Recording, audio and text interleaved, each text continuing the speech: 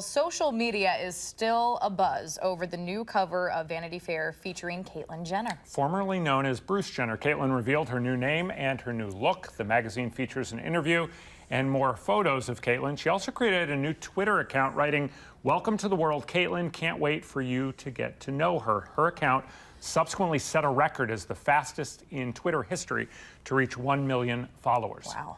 LGBT groups here in Madison and across the nation are hoping that her story will bring more awareness to transgender issues. And here with us this morning is Darla Lannert, and she is the director for the, on the board of directors for the group Outreach in Madison. Thank you for rising and shining with us today. I'm glad to be here.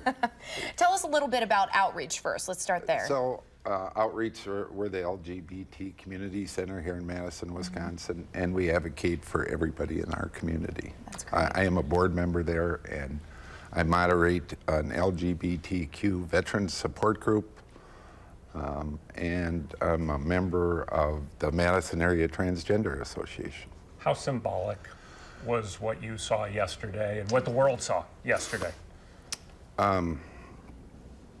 Well, so it's for the world to see that transgender people exist.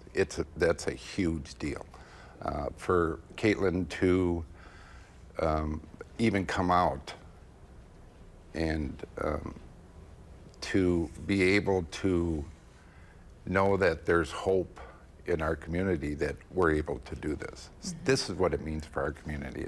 It's a huge, important step. Millions of people have seen this, and hopefully it'll bring an understanding to the transgender community worldwide. What do you hope that people do start understanding, or are we even prepared for this conversation? I think the conversation is at the forefront in the LGBT community. People need to know that the T is no longer silent.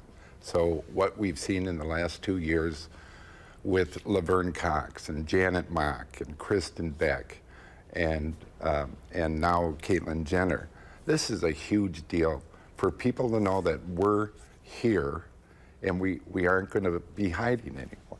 We ran an interview with someone earlier this morning who said there are kids waking up all over America now that have a certain camaraderie, at least, that they can understand better of who they are. Is that at its core what this is about, is that people can relate better to who their true identities are? Absolutely. Because I think what happened for most people in the transgender community, this is something we've done for years and we've hid for years, and we've been afraid to come out and be who we are. So this is like the greatest hope ever, that especially young people have somebody they can say, well, if Caitlyn Jenner can do this, I can do this, and it gives them hope. And that's what we need, is hope. Yeah, and really quickly, how did it feel to see so much acceptance out on social media and elsewhere for Caitlyn and what she did yesterday?